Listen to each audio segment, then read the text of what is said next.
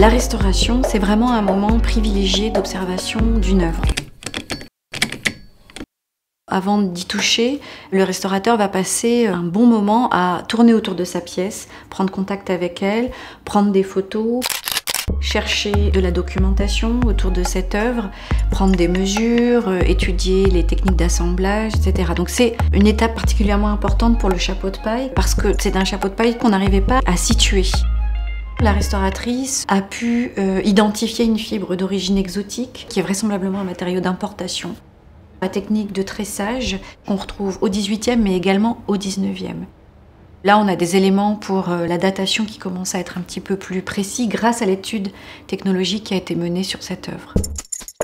Ce chapeau était vraisemblablement porté par une dame de l'aristocratie qui découvrait le goût très à la mode en cette fin du XVIIIe siècle de la pastorale. Les dames de l'aristocratie aimaient s'habiller en s'inspirant des tenues que portaient les bergères, les femmes du peuple, mais bien sûr les bergères très idéalisées à cette époque. Après avoir pris contact avec l'objet, on aborde la problématique du nettoyage. Dans le cas de la robe spi, c'était nécessaire puisqu'il y avait un certain nombre de taches très visibles sur le devant de la pièce. La restauratrice a mis au point un procédé qui consiste à travailler sous binoculaire et à remouiller légèrement les zones tachées pour redresser les poils de velours qui se sont affaissés au moment de la tâche. Dans le domaine de la restauration, on a une marge de manœuvre qui est assez limitée parce qu'on a des techniques qui sont peu agressives.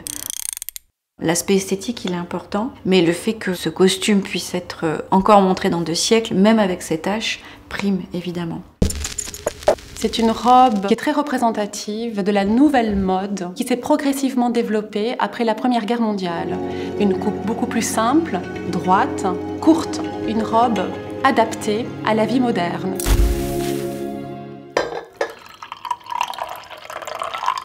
Les tissus qu'on va utiliser pour consolider les tissus originaux, on les achète toujours non teints. Et c'est nous qui allons les teindre pour avoir le coloris le plus précis. La restauratrice qui travaille sur la cape va utiliser des colorants naturels. On le met d'abord en solution et ensuite elle va mettre son tissu dans l'eau avec ce mélange coloré en augmentant la température qui va permettre une montée du colorant dans les fibres progressive. Ensuite, on va glisser le tissu de consolidation sous le tissu original. Si jamais il n'est pas précisément de la bonne teinte, ça va faire apparaître le trou plus que de le maquiller, on va dire.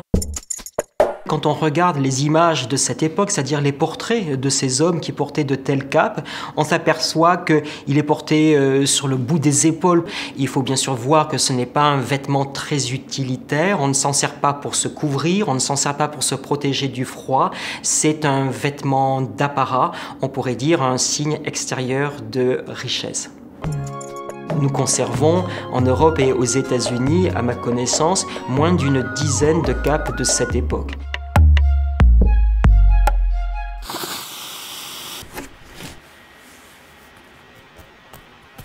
L'étape de consolidation en restauration va traiter tout ce qui est problème de fragilité mécanique du tissu, à la fois quand il y a une zone usée ou fendue ou déchirée. Sur cette robe, c'est un travail de consolidation assez important des tissus de doublure à l'intérieur. Donc pour ce faire, on va choisir un tissu qui est le plus proche possible du tissu original et on va maintenir ce tissu neuf sous le tissu original par des points de couture de façon à coller les 2 tissus ensemble et à renforcer et redonner une cohésion au tissu original. Cette robe Worth est très caractéristique de la mode de la fin du XIXe siècle, qui s'inspire aussi des modes du passé, et notamment Worth, qui reproduit souvent dans ses créations des détails historicistes issus du Moyen-Âge ou de la Renaissance.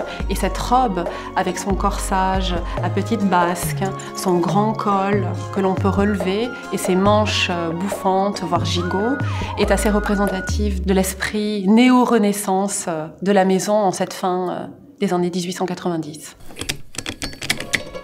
Une fois que la restauration est terminée, on va procéder au mannequinage, qui est le moment où finalement ces œuvres vont reprendre forme, reprendre vie. On fait exactement l'exercice inverse du couturier qui va fabriquer un vêtement aux mesures d'un corps. Là, on va fabriquer un corps à la mesure du vêtement. On va partir d'un mannequin qui est en général de dimension un petit peu moindre de celui du costume et on va créer les volumes avec des ajouts de watts. Dans le cas de cette robe, il s'agit d'une silhouette 18e par exemple, donc la poitrine est extrêmement haute et la taille est contrainte. Donc la restauratrice va travailler son mannequin jusqu'à ce qu'il ait à la fois les bonnes dimensions et la bonne silhouette. Tout d'un coup, ça devient tangible, on a presque la personne en face de nous. Donc c'est toujours une étape assez ludique et assez émouvante. Cette robe à la française, quand elle est arrivée dans nos collections, la donatrice nous a dit qu'elle aurait été portée par une lectrice de Marie-Antoinette, ce qui est tout à fait plausible. C'est une robe des années 1770, elle est en soie, elle correspond un peu à toutes les caractéristiques d'une robe que l'on pouvait porter au quotidien à la cour. On a été très heureux de cette proposition de mécénat de la Vallée Village parce que ça nous a permis d'aller chercher 5 œuvres dans les collections qui sont exceptionnelles de par leur qualité historique et esthétique, mais 5 pièces également sur lesquelles il y avait des problématiques de restauration qui étaient assez complexes et assez longues, et ce sont des restaurations qu'on n'aurait pas pu mettre en œuvre facilement à l'occasion d'une exposition.